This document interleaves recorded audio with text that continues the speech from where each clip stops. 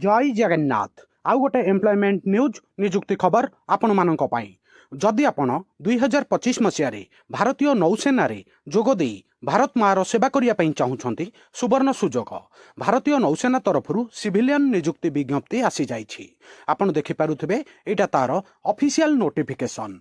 ए video रे मु आपनकु संपूर्ण डिटेल ब्रीफ आउ समराइज माध्यम रे जणैबी। जदि आपण एलिजिबल आउ इच्छा अछि ताहले जल्दी जाइकी फॉर्म भरिबे। वीडियो को स्टार्ट करिबा, वीडियो को शेष जाए देखिबे।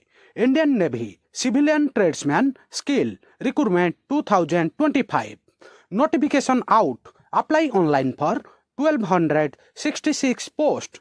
इंडियन नेवी रो बेसामरिक नियुक्ति 2025 विज्ञप्ति 1266 पोस्ट पाई ऑनलाइन रे आवेदन करंतु। सांग माने एटा होची सिविलियन पोस्ट। आपनकर कोनोसी फिजिकल हबो नाही, आपण केवल रिटिन पास करिवे, प्रैक्टिकल पास करिवे, आपनकर चाकरी हबो। कुशली कारीगरंकर 1266 पदवी पाई भारतीय नौसेना नियुक्ति 2025।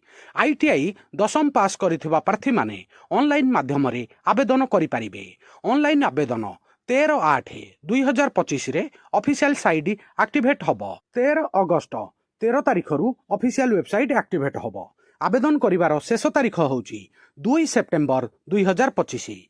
प्रार्थी माने भारतीय नौसेनार ऑफिशियल वेबसाइट indiannavy.gov.in माध्यम रे ऑनलाइन रे आवेदन करि पारिबे। फॉर्म ऑनलाइन रे भरा जिवो। जदि आपण आईटीआई पास आउट आउ अप्रेंटिसशिप करिसंती या पई एलिजिबल। इंपोर्टेंट डेट आउ थरे जणै दउची। आपनकर फॉर्म 13 अगस्त 2025 रे साइट एक्टिवेट हबो। फॉर्म भरा जिवो।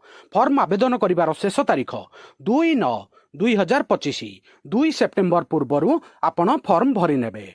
इंपोर्टेंट डेट आपण जानिया को पाइले 13 तारिख रु अगस्त 13 रु फॉर्म भरा जिवो। एबे मु आपनकु क्वालिफिकेशन विषय रे आउ थरे जणै दउची। आपण कोनोसी भी कैंडिडेट आईटीआई पास करिथवा दरकार, जे कोनोसी ब्रांच रु आउ आईटीआई सहित अप्रेंटिसशिप करिथवार अछि। नेवी रो एक्स अप्रेंटिसशिप हमर कलिकता रे जेमिति अछि गार्डन रिच शिप बिल्डर, सेठारे जदि कोनोसी कैंडिडेट अप्रेंटिसशिप करिसंती ताहाले मध्य एलिजिबल। एठारे आपनकर कोनोसी भी एप्लीकेशन फीस लागिबो नाही, मन रखिबे।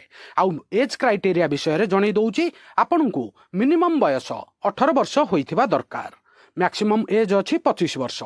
एठारे आपनकर एज रिलैक्सेशन मध्य अछि। जदि आपण कि कोनोसी कैंडिडेट एससी एसटी किंबा ओबीसी कैटेगरी रु बिलोंग करूथिबे तांको पई 3 वर्ष 5 वर्ष एज रिलैक्सेशन मध्य मिलिबो। आपनकर दरमा केते मिलिबो ता विषय रे जणै दउची। आपनकर जॉब लेवल 2 7th पे कमिशन अनुसार लेवल 2 रो जॉब रहिबो। आउ आपनकर बेसिक सैलरी रहिबो 19,900।